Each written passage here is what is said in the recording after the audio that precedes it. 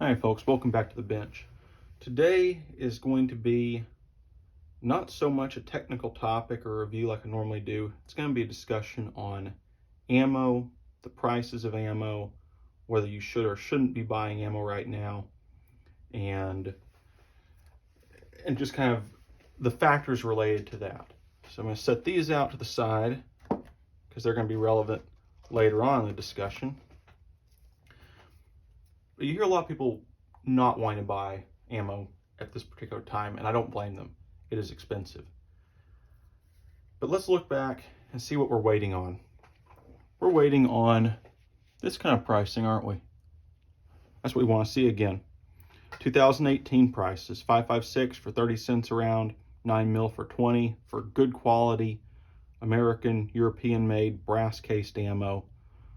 I mean, sometimes even less than that. I think I remember seeing some 5.56 that was maybe German made for about 27 or 28 cents a round, and pretty sure I got some S&B for about 18 cents a round.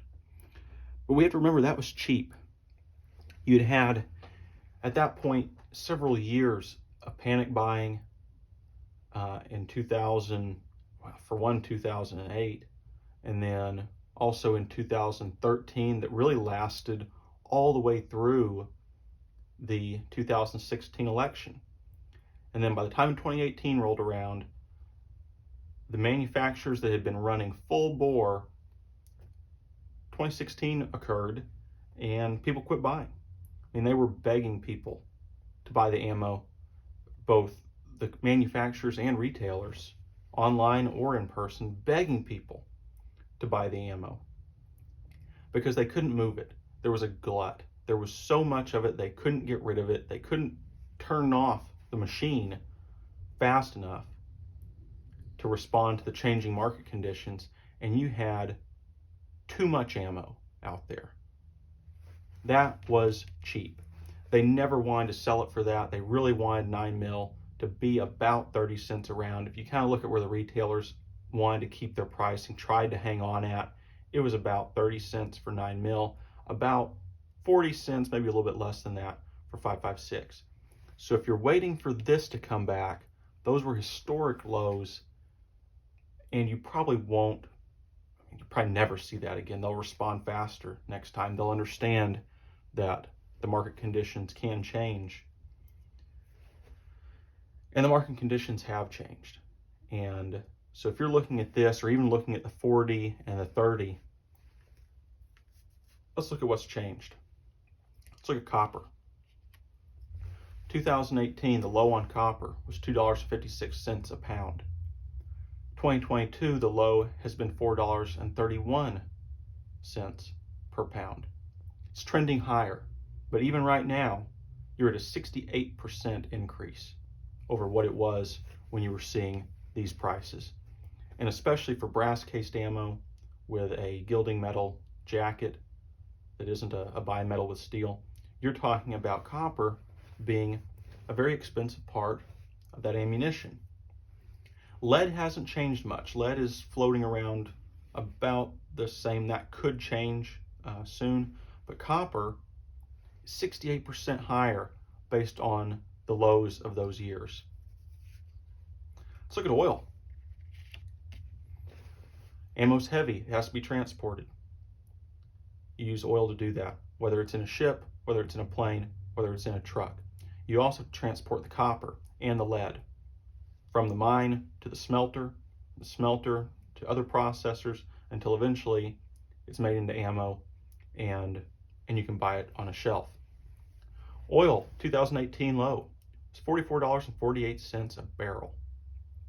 2022, the low has been $76.08 per barrel. It's a 71% increase based on those lows. But if you look at what oil is currently at $110 a barrel, it's a 145% increase. 145%. It's huge. And it's not good. And it's not looking like it's going to quickly get better because of,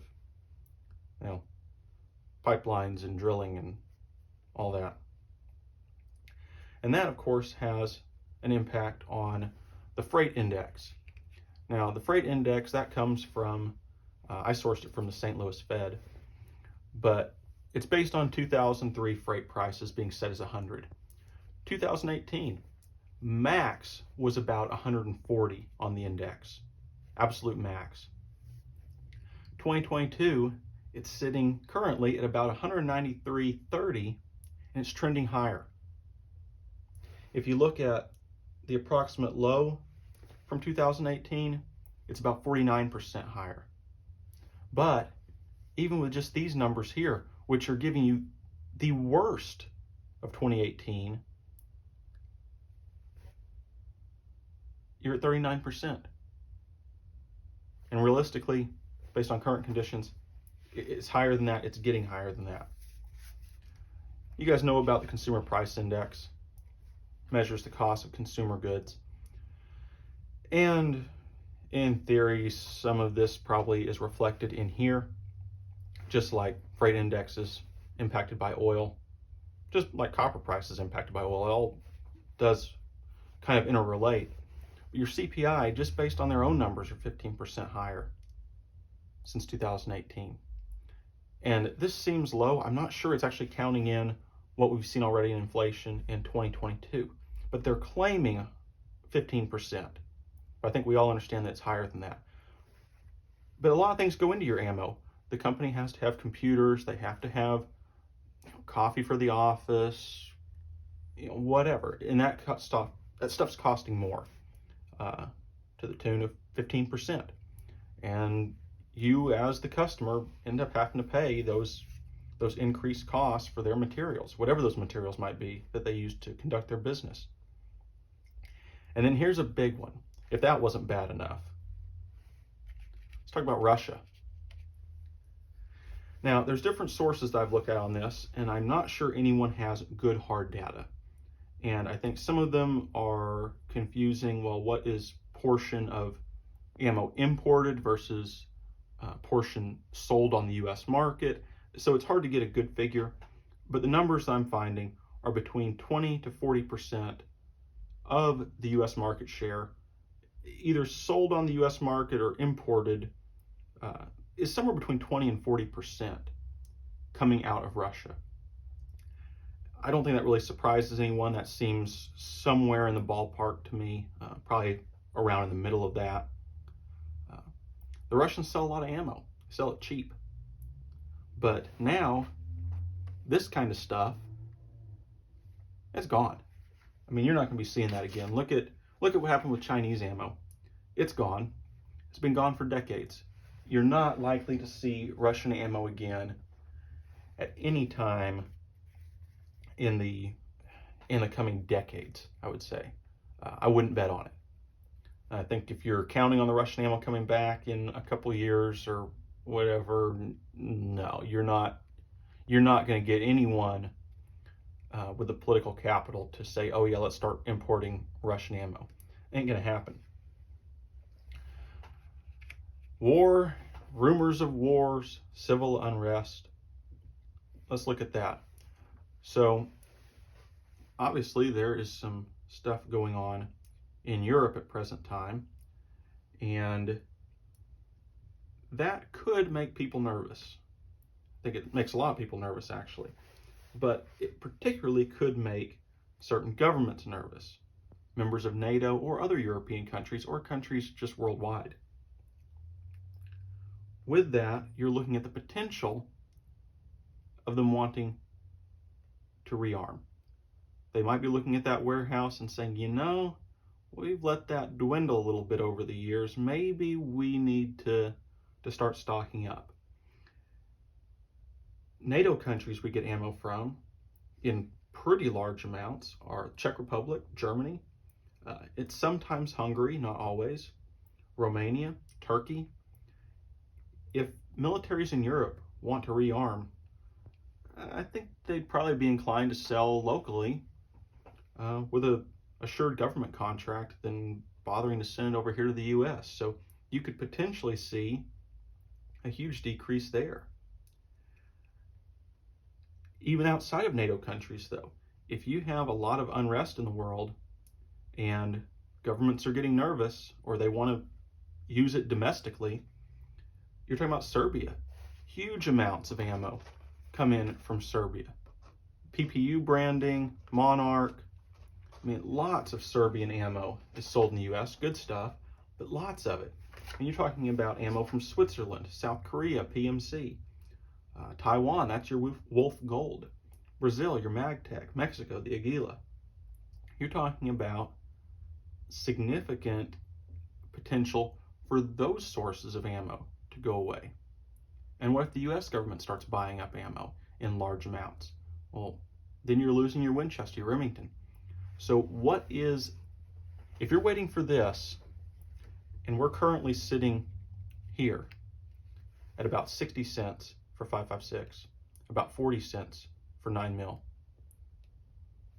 With all this in your way, how are you going to get this to here?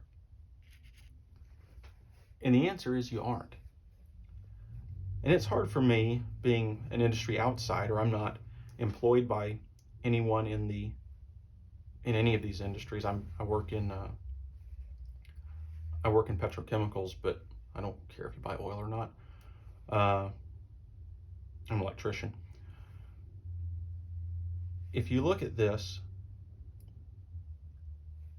in order to get this back to here, well, you're 68% higher in the copper. You're 145% higher in the oil, at least 71%, really more like 145%.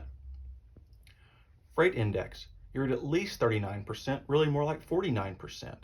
CPI, they're claiming 15%, but that's a joke. You guys know that's a joke. Just look at the prices you're paying for refrigerators or anything. It's not 15%.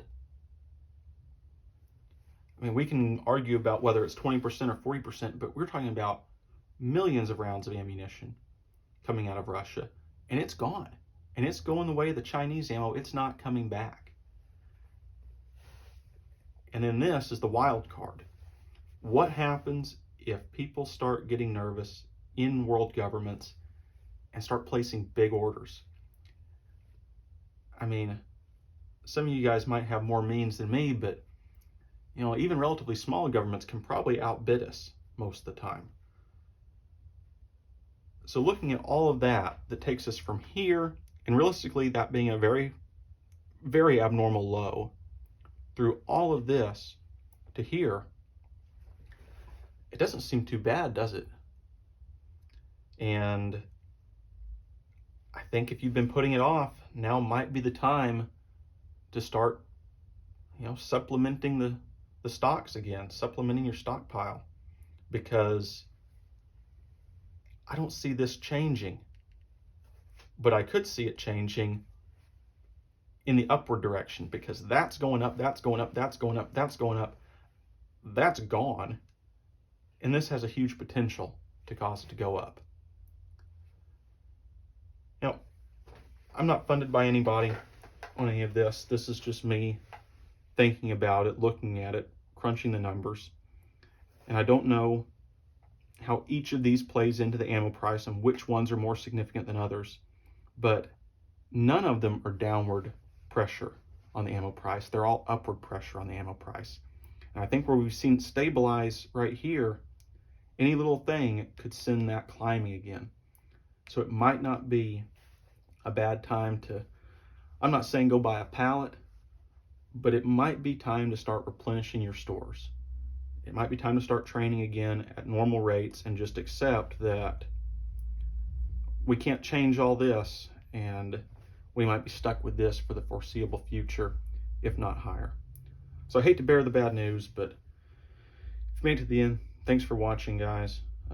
I probably won't make a lot of videos like this, but I thought it was worth talking about, so I appreciate you listening to me.